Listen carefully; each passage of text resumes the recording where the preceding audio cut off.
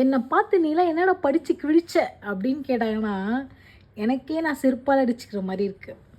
அவன் first ஸ்டாண்டர்ட்லேருந்து 12th முடித்து 12th college முடித்து அதுலேயும் எந்த டிகிரி எடுக்கிறது தெரியாமல் என்ன குரூப் எடுக்க தெரியாமல் என்னத்தையோ ஒன்று எடுத்து அதை படித்து முடித்து அதுவும் அதுக்கான வேலையை பார்த்து அதில் போய் செட்டில் ஆகி ஒரு சம்பளத்தை வாங்கி அப்படி இப்படின்னு ஏதோ ஒன்று பண்ணி ஒருத்தன் முன்னேறானா அதை விட மாட்டாங்க.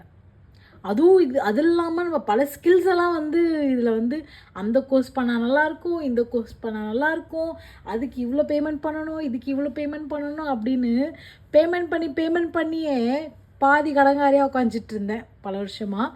அது வேறு விஷயம். ஆனால் இந்த ஒரு ஸ்கில் மட்டும் கண்டிப்பாக தெரிஞ்சுக்கணுங்க. என்ன ஸ்கில் தெரியுமா? எங்கே போனாலும் சரி இந்த ஸ்கில் இருந்தால் நீ பொழைச்சிப்ப. ஒன்று நீ சிங்சாங் அடிக்கணும், இல்லை சொம்பு தூக்கணும். இது ரெண்டுத்தில் எதனா ஒன்று நீ கற்று வச்சுக்கோ. இல்லை ஆமாம் சாமியாச்சும் போட கற்று வச்சுக்கோ.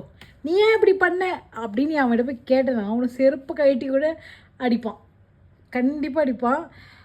டே பை டே நான் டேரெக்டாக செருப்படி வாங்காமல் ஓகே செருப்படி தானே அப்படின்னு ஒவ்வொரு நாளும் அப்படியே ஓட்டிகிட்ருக்கேன்.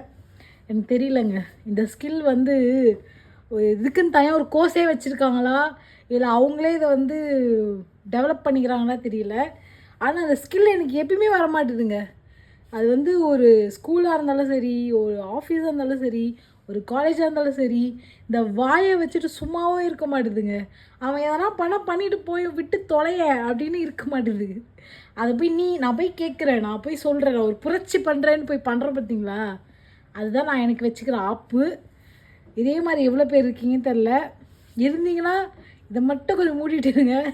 அதுவும் இல்லாமல் கன்னி ராசியில் பிறந்தீங்கன்னா நீங்களே உங்களை பார்த்து செருப்பால் அடிச்சுக்கோங்க. இந்த ஒரு 6 மாதம் மட்டும் பொறுமையாக இருங்க.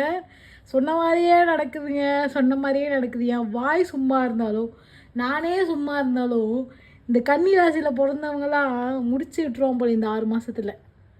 ஓகேங்க, என்ன சொல்கிறது தெரில. பாய்.